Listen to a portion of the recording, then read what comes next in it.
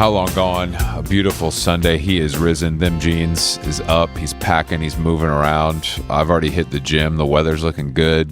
Sounds like a perfect Sunday to me, bro. I read 3 articles in the New York Times Magazine. I mean, what? Does it get better than this? Pause. Okay, 3 articles in the magazine. You're up. You're up like it's stuck. It's noon over there, so you've had more time. 9 here.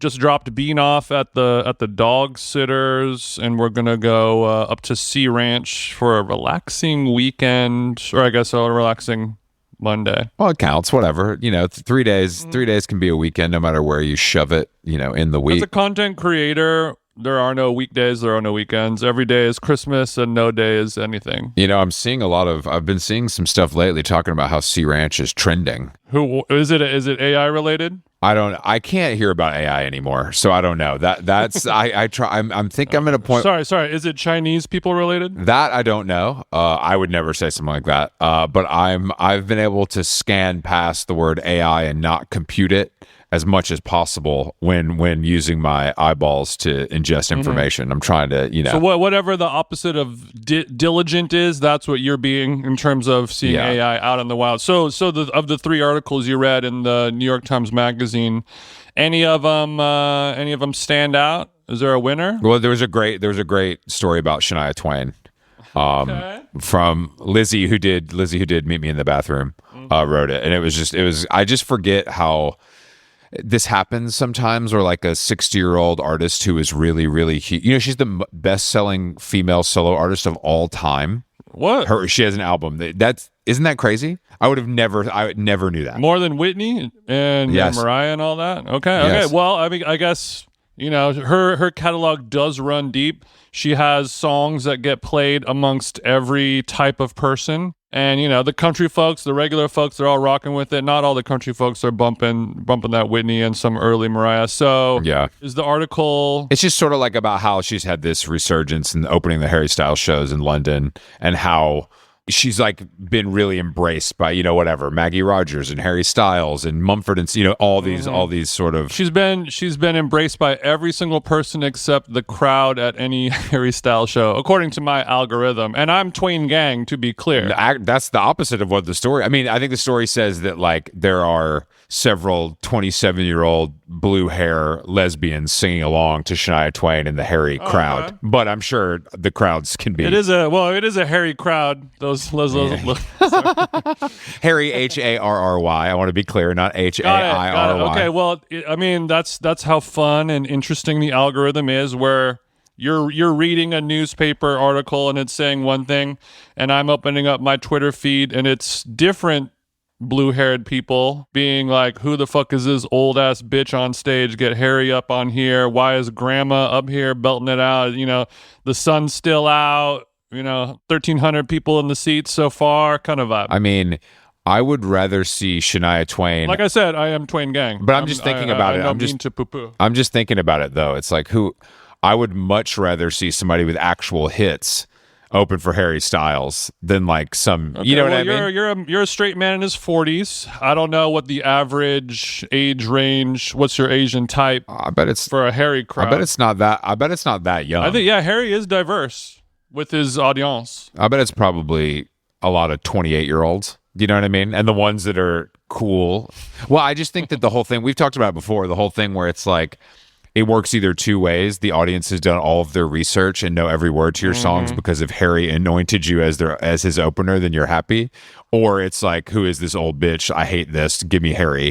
Which I would say is the less evolved fan, but also probably the more represented fan. Interesting how that really can, it's either, let's give Hobo Johnson a tiny desk, or let's make fun of Hobo Johnson for having a tiny desk. That's the beauty of our world, Jason. It contains multitudes. We're able to say how we feel about things, and you could get death threats for it, but otherwise, you're getting off scot-free. Okay. Yeah, I was reading. There was a New York Times opinion piece, I think, about how people dress like shit now. I think you posted that on Twitter. I reposted. Yeah, funnily enough, written by Thomas, an OG Vice guy who is actually from Atlanta, which I didn't realize when I did not look at the byline when I read it and reposted it, and then realized that it was him, a guy I've known for 20 years. I read it, and I remember there was a reference to a band in there that I thought was hyper diaper specific, and I was like, wow, if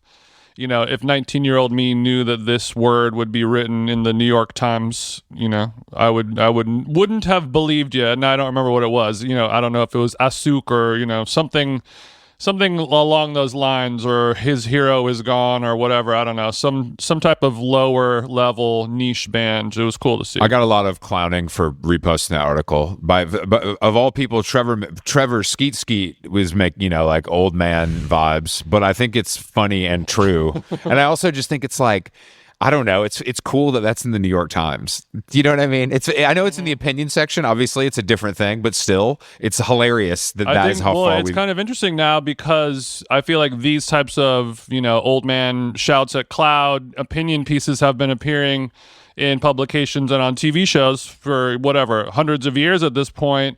But young people never knew it existed before the internet. This article was written in the 80s, and only people's parents' age who read the newspaper with tea in the morning knew about it, and so there were no young people to clap back because they didn't know it was happening.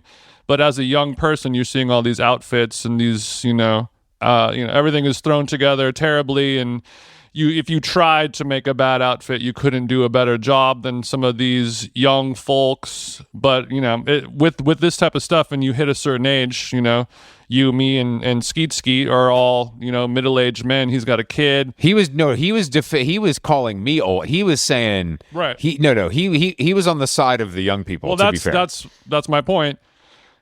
We're at that impasse between, do I adopt my old headery? Do I take my unk helmet? It's more of a chastity belt. Do I lock myself up into unk status forever? How long can you sort of play both sides? He's choosing to take the young person's route because, whatever, everyone, it's kind of divided 50-50. He doesn't want all of his low-paid engineers to get upset with him. So I get it. He's playing a different political game. Young people are the future, I get it. And it's an easy and fun thing to fight over, because there's never going to be a right answer for it. You're never going to be able to have a definitive, No, definitely what's not. better, LA or New York, or dressing with some sort of structure and code and study behind it and science and thought, versus just like, fuck you, I'm going to break the rules style dress. Yeah, I mean, look, if you want to dress like you turned all the lights off at 2nd Street and went crazy, that's your business, and I'm fine with it. It's more that it's a perfect, in my opinion, a perfect low stakes argument where neither side is going to budge, and that's why it's funny. Yeah, like that's why it's good. Is because like it doesn't really matter what the outcome is, and everybody's going to talk about it, which is definitely a win for Thomas and for the New York Times. It's a win for everyone involved, I would say. And the whole point of an opinion piece is to get it going, started up, regardless of what direction. Yeah, but usually, unfortunately, it's like, I'm going to come kill you. I'm going to find your parents' house and murder them because you disagree with me about this. Somebody with a Labubu affixed to their Speedy bag that's hanging off of their low show, no rise jorts with one purple shoe and one pink hair thingy. Yeah, they are upset. Those are the type of people who are going to be, their mugshot is going to be on CNN because they done found you. Well, thank God most of those people are anti-gun. So that's the one gift of the whole thing, I would say. Yeah, that's the thing. As soon as you wade into anything political, then the guns come out. But as long as you keep it, music, fashion, or film, we're not even going to get a knife or a baseball bat. I don't know, man. I think some of those I call them film cells. Okay, film is different because that is giving. I'm about to come into the Dark Knight matinee and let Chiquita speak. It doesn't really. I mean, I guess that did happen at that Las Vegas country show where there was the largest. Oh yeah. But, like everyone thinks that's fake now. Like everyone pretty much knows that that was impossible. There's been like 85 documentaries about it. One guy can't shoot like 400 people at once. Well, no, I mean not maybe with the technology they have, but some of us are working with something a little more dangerous. You know, I don't want to. I'm not putting my guy on blast, but yeah, you know, I guess there is some art. Usually, art world's thievery, things like that. Music, it's more so, you know, fun and games. The movies will get shooting, but well, yeah, I mean, fun and game. I mean, I saw that, you know, Chappell Roan came out to sing with Noah Kahan. I was crying this morning. I didn't expect to start. I didn't expect to start my day crying, but we got Rahone and Kahan duet. Do you know what song they did? No, I don't know. I only know the one Chappell Roan song I really like, and I know the one Noah Kahan song, but now I get it confused with the Stella Lefty song, so now I don't know any note. You know, now it's basically I'm at net zero, unfortunately. Or did they do a cover? Was it Mumford coded? Who knows? I don't think it was a cover, but I do think that it's crazy to me that that someone like Noah Kahan is like, who's your GOAT? And he's like, Mumford and Sons. Like, at least, like Zach Bryan, Kings of Leon, they are actually GOATs. I think it's cool that you shout out Kings of Leon. That's the kind of take that Skeet would side with too. I mean, but like, you can't say Mumford and Sons is your GOAT. That's just, honestly, I'll let most people get away with whoever is their GOAT, but something about Mumford and Sons, I can't let that be your GOAT. I just can't. I just can't. I don't know why. I don't know what it is. Mumford & Sons isn't even like particularly bad. Like, I don't listen to it, but it's not like it's crazy. You know what I mean? It's well crafted. They know what they're doing up there. But man, I just can't help myself. You pull up with the Mumford bumping. Yeah, sometimes it takes a lot to wake that dragon up, that sleeping dragon over there in Chinatown / Nolita, but it does happen. I was actually, speaking of the New York Times article, and you know, whenever we're thinking about the 20-year trend cycle or whatever, and I was looking at a lot of these looks that were thrown together, and it reminded me of peacocking, which was a thing that was going on about 20 years ago with the mystery method. I mean, that still goes on at the Pitti Uomo trade show in Italy. Yeah. But yes, I mean, I know what you mean. It's the same thing, different tax bracket, though. You know what I mean? Definitely. But do you think that these? Yeah, I mean, I just don't know. Well, because I think like we're all living in a world where we're, you know, the world of NPCs. You know what I mean? When we were 19 years old, NPCs did not exist. I mean, you know, the terminology and the classification, at least. Yeah. And now in a world of being a nobody, like most people are just nobodies, and now instead of being nobody, you're the guy who wears that weird fuzzy hat. Yeah. And even though that's not good at all, it's not cool, you're at least going from nobody to that guy with that stupid fucking hat. Yes. Or that guy with the Fugazi Vans. I can't even. Don't even get me started on that. Don't even get me started on that shit.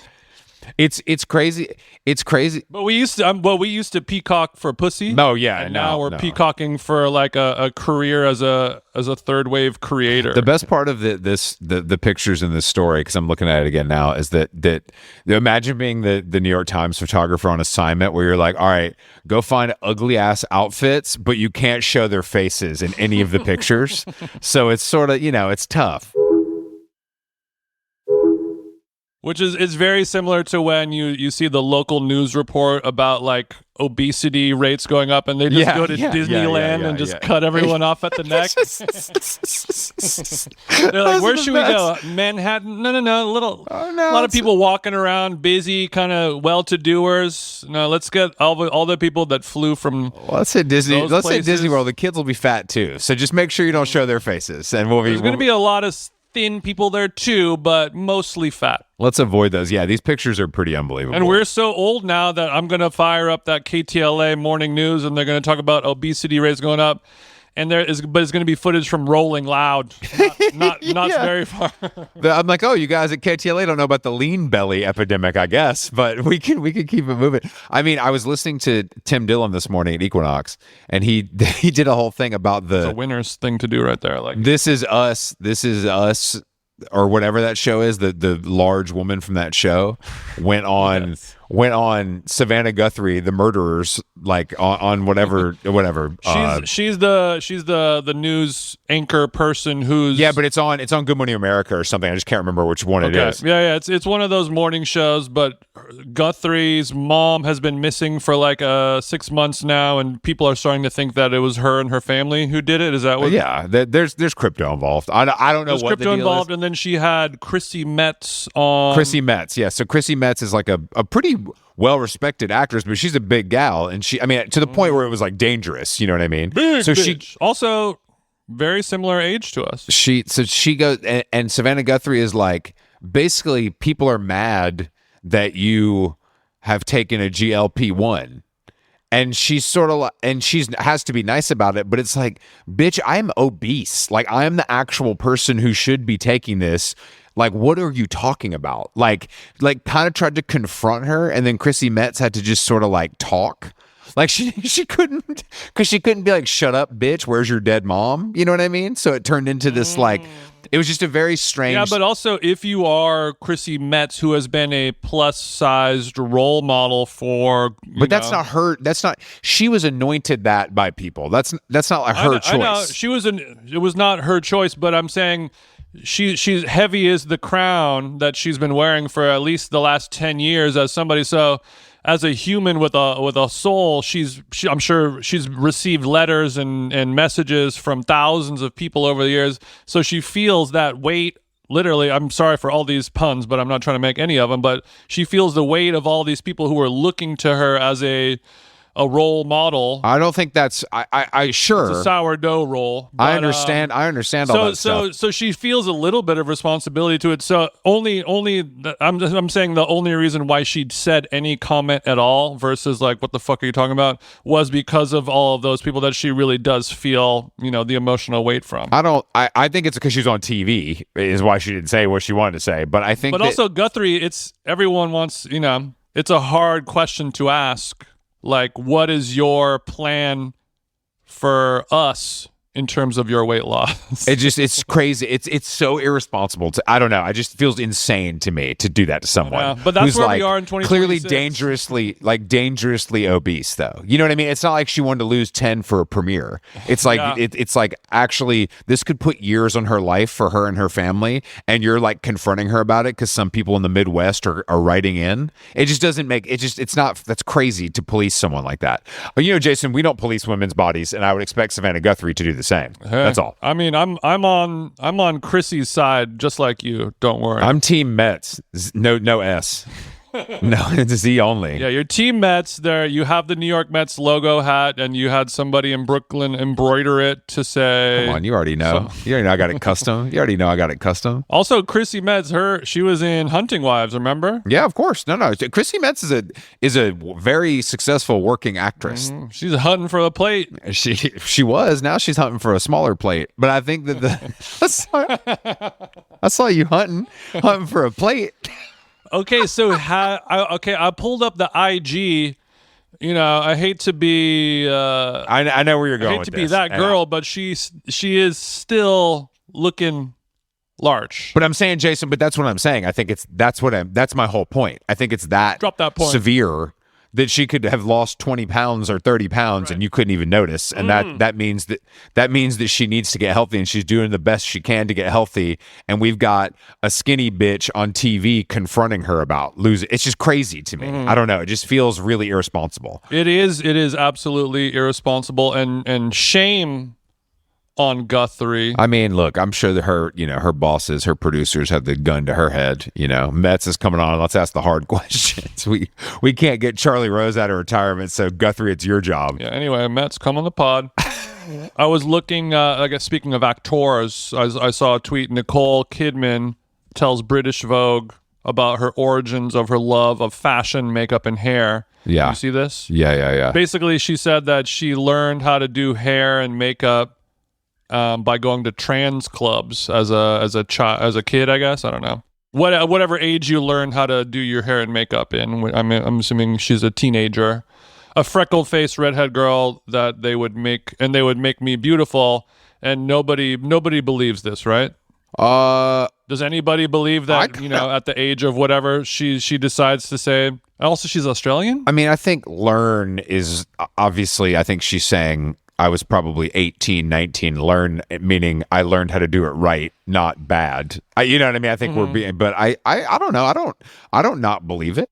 it's not that crazy that Nicole Kidman could have been a raver hanging out with the trans crew when she's 18 or 19. Like, imagine what people of all kinds I were just doing at 18 or I just want to 19. know how many trans clubs existed in Australia in 1983. I don't think that's the actual. Is that actually what she said though? That phrase? I bet it's not. She said, "I said it before, but I used to go to trans clubs. Period. That's where I learnt to do my hair and makeup. I would sit down as a freckle-faced, redheaded girl, and they would make me beautiful." Oh, okay. So if she was born in 67, so then 1985 I mean, would put her at 18 years old. I'm not going to say this is that out of the question, honestly. I think she may be overstating. I think it could be more of a gay club. You know what I mean? But maybe her homies that really helped her out. Do you think she's throwing a little bit of sauce on there because trans is pumping right now? But I just Googled Sydney in 1985, Sydney's transgender drag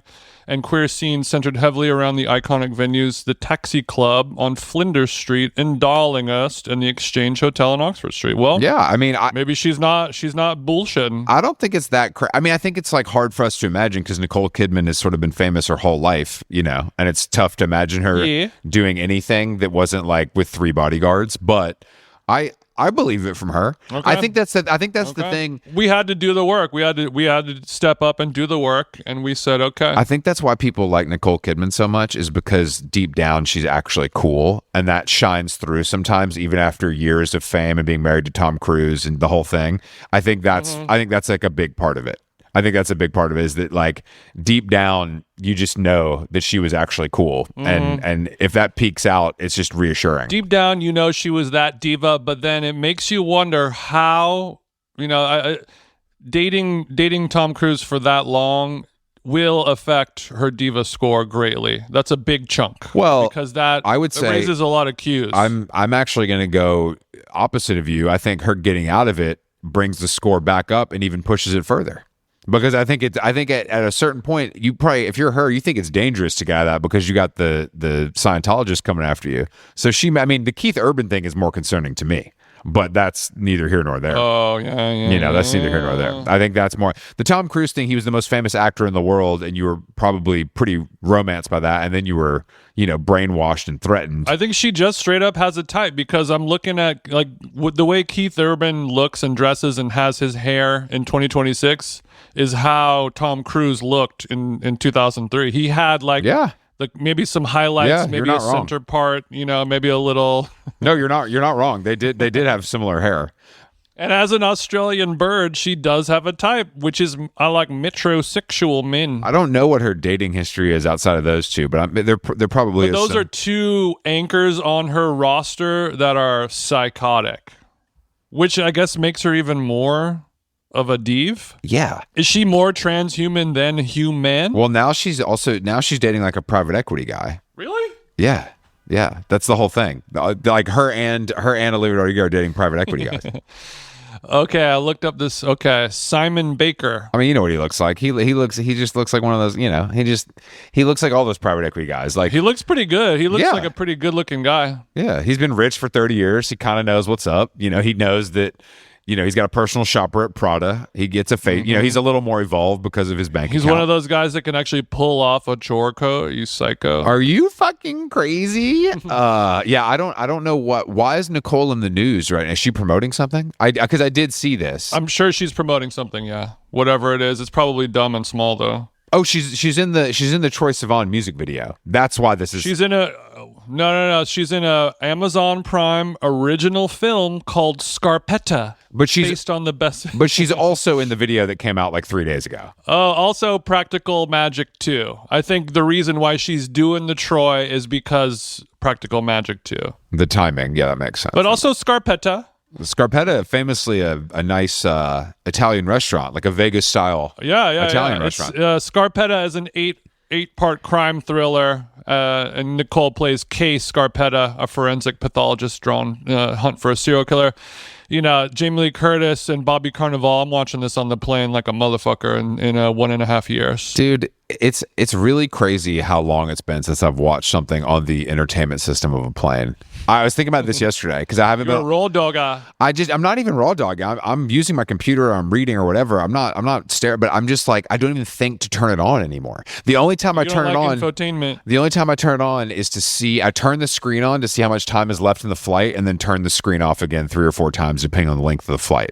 That's my max usage. So you treat the infotainment center like I treat my phone in a movie. Yeah. The flight is your movie. You just open it up. You say, oh, okay, 1 hour and 47 more minutes. All right, well, time to power it down. Back to my novel. It just doesn't. Back to Practical Magic 2. I just don't. On my laptop. I don't know what would put me in that position. Like it would have to be another direct to Singapore where there's nothing left. Like because I'll download stuff occasionally to watch on my phone or whatever, which is no question a worse experience for me. Like it's but have you tried the technology? The Bluetooth technology that's supposed to work from the screen on the seat back into your AirPod. I haven't tried it yet. Something about it feels wrong. I don't like it, but I think it works. I think it actually works though, which is kind of crazy because I see people doing it a lot, and it feels like something that shouldn't work well enough. You know what I mean? It just feels like they'll find a way to fuck that up. But if that works, like we were talking about a week or two ago, Starlink's changing everything. I don't know how that affects Bluetooth. I don't think it does at all, but. It can't hurt. I actually saw somebody do a Starlink related tweet yesterday where they posed the question, there's the no phone calls allowed, no FaceTime calls allowed while you're on the plane. But now that Starlink exists, you can FaceTime your shorty with headphones on and from an airplane. Don't say that, Jason. Don't put this out into the world. Well, a guy is saying I was FaceTiming my wife or my kid or whatever. I had my headphones on, probably speaking at a low volume, and the flight attendant said, you're not allowed to do that. And he understood. He turned it off. It's fine. He's not gonna get dragged out and with zip ties on. But the question posed is, what is the reason why you can't do it? I'm allowed to talk at full volume next to my seatmate. We're allowed to laugh, crazy loud. Well, Jason, in theory, you are. But anytime I hear someone talking on the plane, they know it's bad. That doesn't matter. Have you ever seen a flight attendant go over to 2 people talking to each other and tell them they have to stop? That's never happened. I wish they would. Of course. But maybe not. But I don't think that. I just think if we start walking back, I don't think we should. I don't think we should call or FaceTime on the plane at all. But in terms of seeing both sides. What is the reason now? I think the reason is that people will do that for the duration of a flight. If you give people, you know what I mean? It's like the fact that no one polices people listening to music without headphones, and now people just do it wherever, whenever, all the time because no one says anything. The same kind of thing.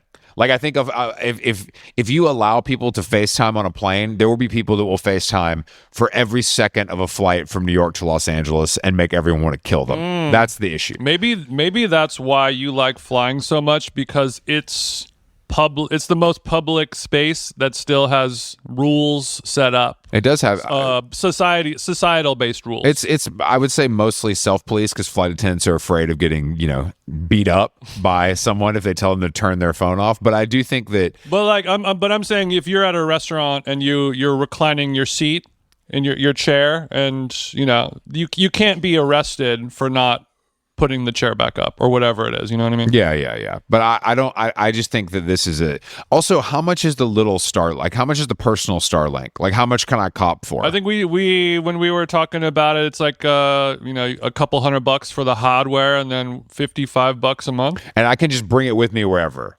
Yeah, I think so. And in theory, it works. On the boat, whatever. And in theory, it works everywhere. I think so, yes. Okay, I'll buy one of these. Hopefully not Australia. I'll buy one. I'll buy one of these. No question. If this works as well as they say it does, I mean, I don't know when I would really need it. Quote. It's not like I'm backpacking, in a place where I need it for emergencies. But you never know. Well, we're driving from Bicester Village back to the East End, and you've got some very important emails, some very important Substacks to edit or whatever it is. It's better than. I mean, yeah, I guess in that case, it's better than tethering. But also you're always traveling. I mean, I think the reason why you should get Starlink is because the Wi-Fi in your own house where you live is the worst, and you should just get Starlink. I've actually made some steps to improve that this weekend, Jason.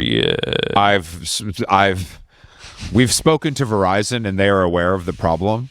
And they have sent something. Verizon is aware of the issue. They've reset the hardware, but they've also sent some sort of something for me to place, like an extender of some kind, which is crazy to need an extender in a 1,000 square foot apartment. But here we are, New York City, baby. It's more so the extenders exist. Like a lot of people in LA have them who live up deep into the hills, in the canyons where the cell phone reception is bad.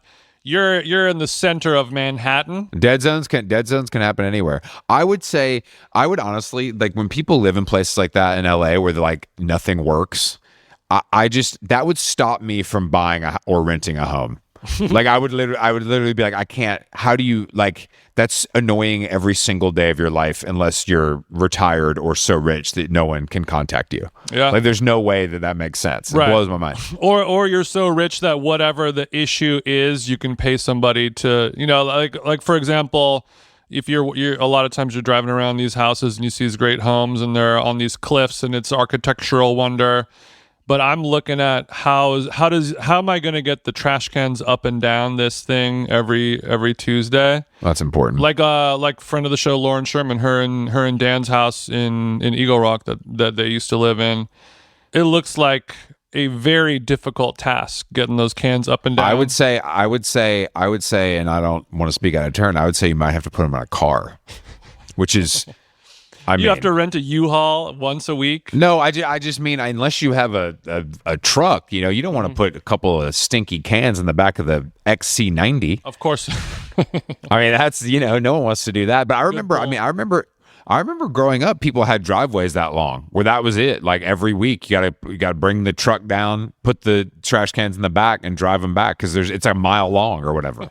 No joke. That's like a whole. That's a whole thing. That was like a whole thing. Or I was just talking to somebody. What is it on Friday or Saturday? Oh yeah, at the Reese Cooper, he opened a store over like right next door to Bar de Bella. So lots of friends over there. Go check that out. I hung out with our old pal Ben Edgar. Went over to L&E and then had a drink at the bar. But somebody was talking about how the house that they wanted to live in or they were checking out or whatever, the street, like the asphalt going up to it was all broken up, and where you see some streets are just all fucked up, nasty shit, and you're like, I'm gonna call the city. They're never gonna fix it. Nothing's ever gonna be like, it's only gonna get worse. And you have to consider that when you're like, if that's your dream house, but you have to like buy like a off-road vehicle to enter it every day. That's a real thing that can affect you. And it seems so crazy that you can't. There was a video about a Karen Bass video about pothole repair. Did you see this? No. She's everyone is, everyone hates her a lot, but she posted a video where somebody was like complaining that a pothole was really bad. And then she was saying the next day Karen sent somebody out, but then the problem was there was a car parked over the pothole, so they couldn't fix it. So basically, she released a video of her not fixing a pothole, and everyone was wondering like, why didn't you just wait till the next day to fix it, and then you could film yourself. There seems to be a way to do this that's very easy if you just thought about it a little. But it's the most 2026 American mayor thing in the world to do is post a video of you not fixing a simple pothole. Well, one of Zoran's big victories early on was fixing this, I guess, notorious pothole / bump at the where you get off the Williamsburg Bridge on a city bike. Yeah, and it's amazing that that's what people actually care about. Like that, there's more excitement about that than there is about things that matter, which is it seems like a small victory. Well, some of the things that matter aren't as fun to talk about and post about online. So no, they are not. But the pothole, because paving is notoriously expensive, and I just know that I didn't know that. I actually didn't know that. No, when you see, I'm saying like if you see when you see a beautiful home with like a gravel, even if it's like nice gravel meant to evoke the Italian countryside, like sure, that's a design choice, but it's also like this would have cost you $200,000 to pave or whatever, right? Because it's so long. Or if you're in Canada, when you really got bread during the dead of winter, you see the heated driveway. That's when you got big bread. You know what I'm saying? That's when you've really made it. Okay, so I've been in like chalet like hotels that'll have the heated floor in the bathroom.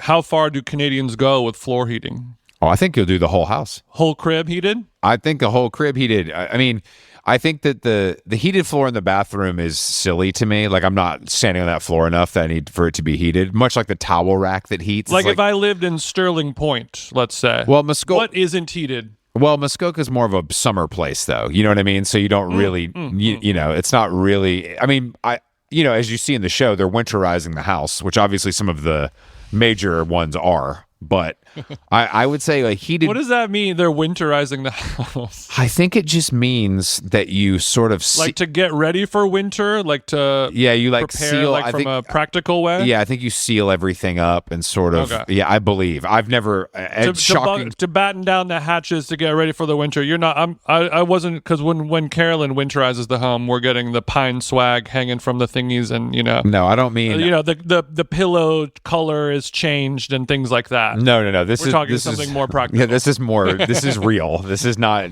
decorative. It is in winter mode activated. That means like we have more hot cocoa. You're like, I've winterized the house. If you just look at the flat screen, I've put on the fireplace DVD, so we're good to go from here. Yeah, I don't. A heated driveway is nice though. I gotta say, they have heated sidewalks in Aspen. That's one of the, and I'm sure that's true about, Geneva and several other, high net worth. That's nice of them. So like all the homeless people at night, they can have a warm place to sleep. Is that what it is? No, it's more so that you don't get your, Chanel flats dirty with ice and salt in the winter months. Is what I would assume the goal is. I mentioned Rolling Loud earlier in terms of fat people, but did you see the trailer for the Rolling Loud movie starring Owen Wilson? I didn't. I sent it to you, but I didn't watch it because I knew you would. I predict it's going to be it's not going to be the Odyssey, but I predict it's going to do good numbers. Because does it actually look funny? Maybe it's one of those like it looks bad and good all at the same time, but I think it's one of those films where every young person has to see it, whether or not it's good or not. There's always been those little things, I can't think of anything right now of what that might be, but something hits the zeitgeist and touches so many things at once that even if you're a cool person or even if you hate Rolling Loud or whatever, you kind of have to watch it because it's just so whatever's going on in your life. Can you explain to me what just from your quick watch of the trailer, what happened? What do you think happens, and what on earth is Owen Wilson doing? Okay, Owen Wilson plays a dad and his kid wants to go to Rolling Loud. I think he has to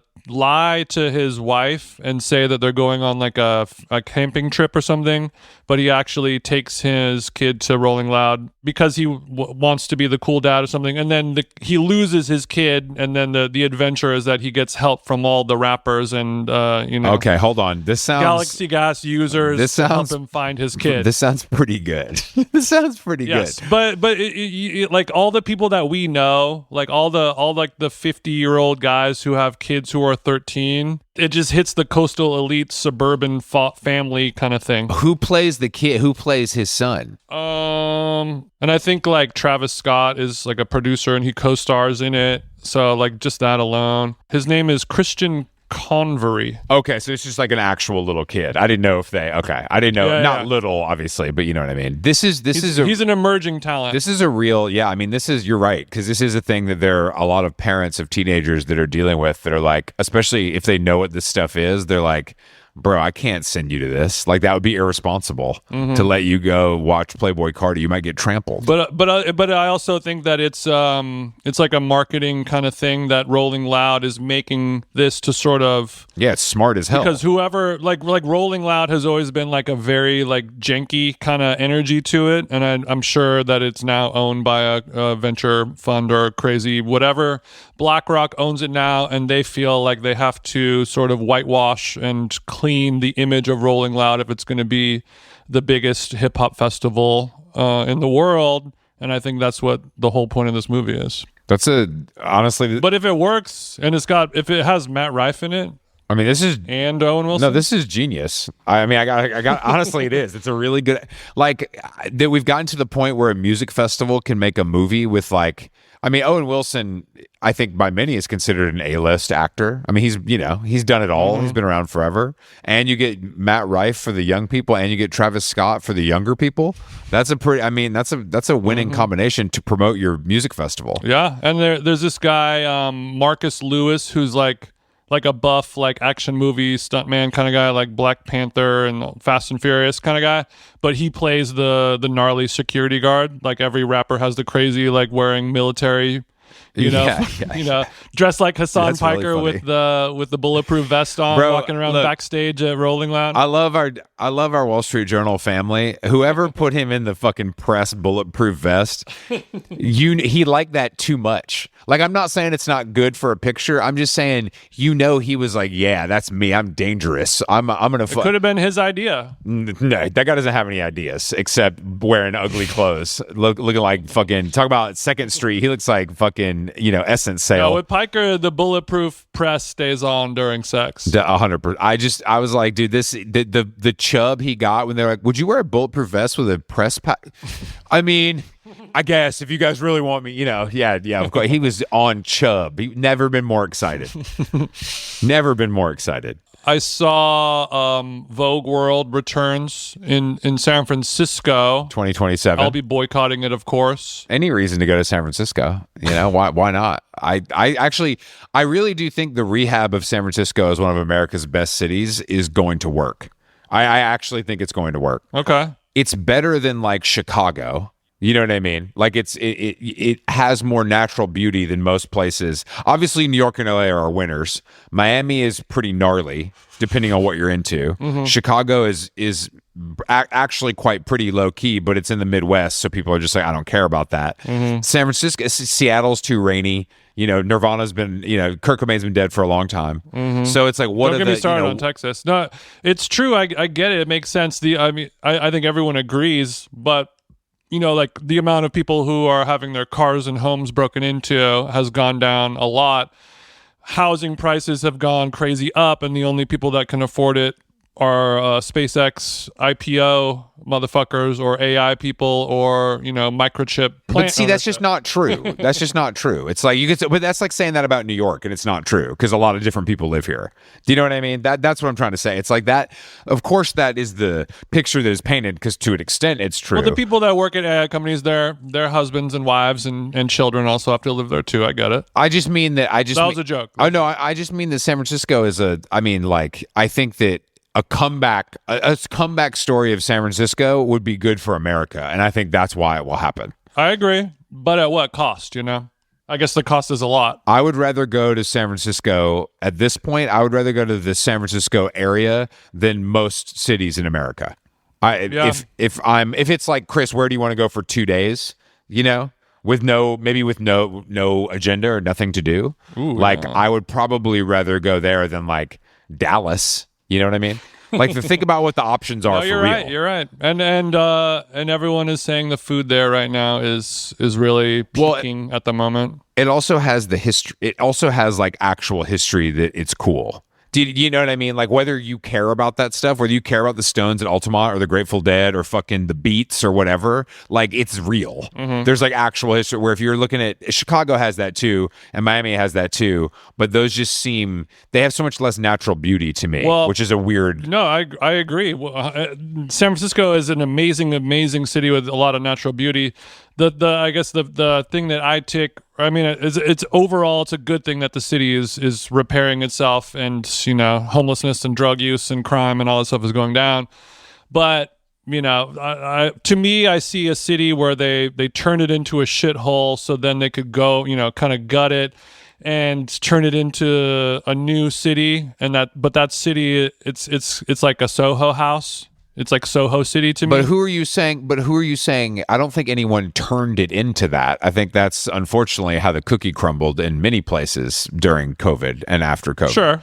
You think you're saying it was a calculated effort to make it bad? No, I don't know. I'm not like doing a conspiracy theory that's what happened, but I'm seeing a city that is being turned into a Soho House version of it, or like the Grove or the Americana or the Hudson Yards version of it, where yes, it is, has all this great stuff going for it.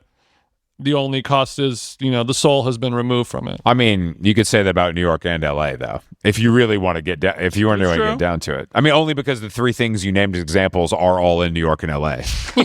That's the only well, I mean, but I guess Hudson Yards, thank God, is very avoidable, and as is the Grove and the those aren't. Sure. It's not like you. But I'm saying we started with Soho houses, and then we went into Groves and Americanas and live, work, retail, kind of pod style living, and now we're going to do it with a city. Yeah, I mean, I think that's true everywhere, but you should check out Nashville.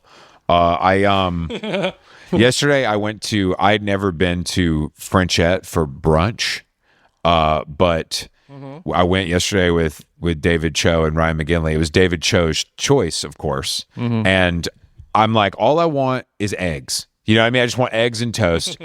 So we had planned to go to Gemma, the home of eggs and toast, on the weekends. Gemma? He's like, actually, no, let's go to Frenchette. I really want the pancake. And I'm like, all right, whatever. It's closer to me. Fine. And then I look at the Frenchette brunch menu, and it's literally like one omelet and then like trout hollandaise and fucking then a dinner menu. I was like, this is a fake. This is not a real. Like, if you can't order you shouldn't be able to market. The word brunch obviously is cursed. You shouldn't be able to market brunch to me if your one option is a French omelet that is child-sized. Okay, this is good. Okay, shout out to our Frenchette family. It tasted good as fuck. Don't get me wrong. It was delicious. I have the omelet with fine herbs and palm frites. So that is. I obviously didn't get the French fries, so I had a child-sized omelet and a green salad, and I'm like, okay, is there any other? Are there other? You call it a child-sized omelet. What would be your guesstimation on how many eggs went into this omelet? 2. Good Lord. 2 maybe. Good Lord. 2 maybe 3. It's so soft you can't tell. It tasted good as hell. So a 2-egg omelet with French fries costs $28. That's my Frenchette. But and now that I'm looking at the rest of the look at the menu, the brunch menu coming up next, we've got the. We've got the escargot. Yeah, this is what I'm saying. It's not. And then the next we have the brook trout with sorrel. We have the pancake, of course, with Catskills maple syrup. Now let me say something. Let me say something real quick. We all ordered an omelet, and Cho ordered this pancake because he's Asian, and he orders it to come after the mains. Right. And table cakes dessert, not table cakes to start. Table cakes dessert. And let me tell you something. That pancake knocked my goddamn socks off. It is fucking delicious. Do not get it twisted. That shit is good as hell, and it was absolutely worth getting 4 eggs less than I wanted. But do you see where I was lied to? Do you see, you know what I mean? Like, when you think of the word brunch, obviously it has negative connotations, but it also has connotations that will be more than one egg dish, and a quiche doesn't count. Okay, well, coming up next, we've got our charred carrots with za'atar. We also have our duck confit. Of course, something light for lunch. As well as the eggplant schnitzel and the spaghetti with batarga. That's what I'm saying, bro. Like, I'm like, look, I don't need like silly stuff. I don't need like dumb brunch food. Well, you need the foie gras with port wine gelée. I mean, I was just like, dude, you're doing, yeah. If you wanted a pancake this bad, get one on your own fucking time, okay? I mean, it's so tough out here. That means Chris Black is buying eggs and bread and making it at home, which is a thing. That's what you've been driven to. That's how bad that is what I've been driven to. Like, used to be back in the day, when I lived on fucking Ridge Street, I could stroll down to Schiller's, get my fucking 4 eggs, my toast, a green salad. I'm back at the fucking iMac like it's nothing. No problem.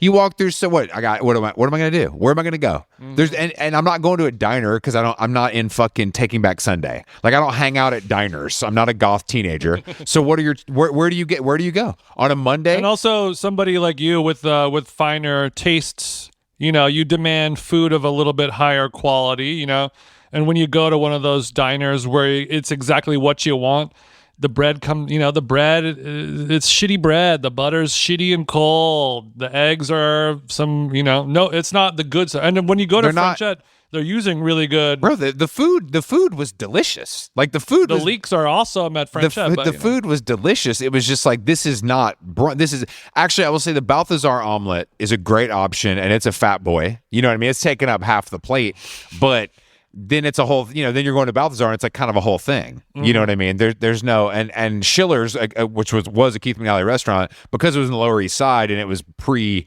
fucking food influencers, it was no big deal. You know what I mean? On a Schiller's. So you when you went to Schiller's, you didn't get the ham and comté gnocchi for breakfast? No, I was just blown away by all I said to David was, I want eggs and toast. And he literally said, sure, and then days before, actually, no, I want to go to a restaurant where they don't have that at all. Well, was it Cho's birthday or something? Why does he get to No, exactly. No, I don't know why. I was cucked. What did Ryan McGinley eat for brunch? He had a tea, and then he had the omelet, and he had the salad. We all had the same thing.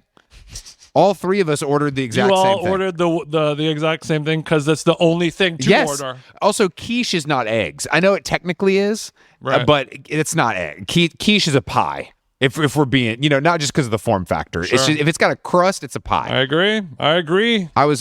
So afterwards, I met Alex and Ryan. They were at Gemma, which is fucked up. So I went to meet them at Gemma where they had enjoyed exactly what I wanted to enjoy.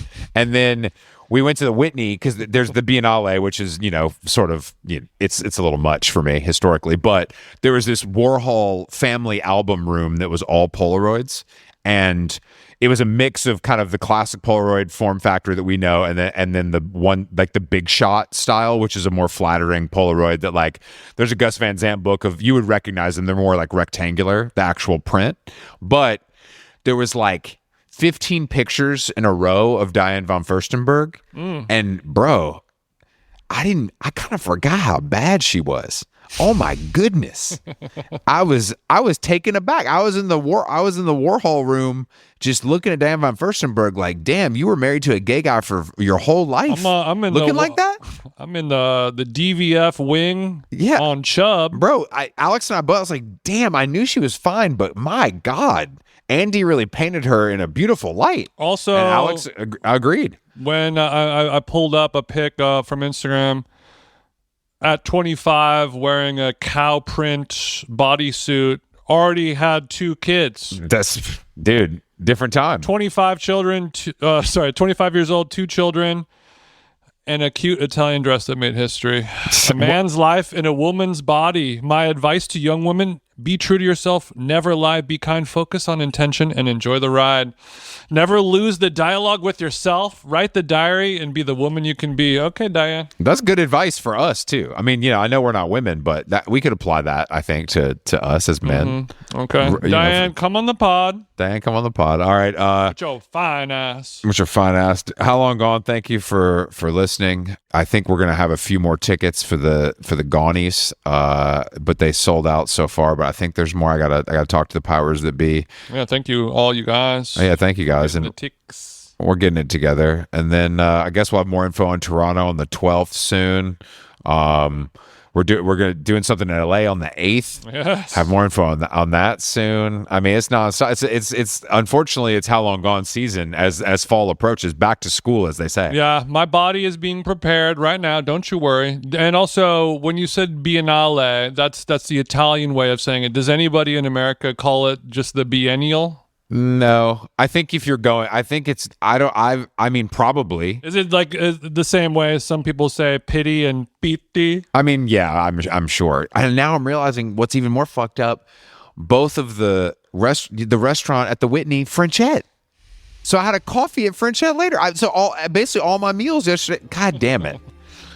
God damn it. Thank God I had momofuku for dinner. That's why you're getting fat, Chris. You're keeping eating all this French food. No, I had a coffee, but I knew where it was from. Spiritually, it felt fat. You know what I mean? French coffee has much more calories. It's exactly. We don't know where that shit comes all from. All the bubble, all the froth on top. How long gone? Thank you for listening. We'll see you next week. Au revoir.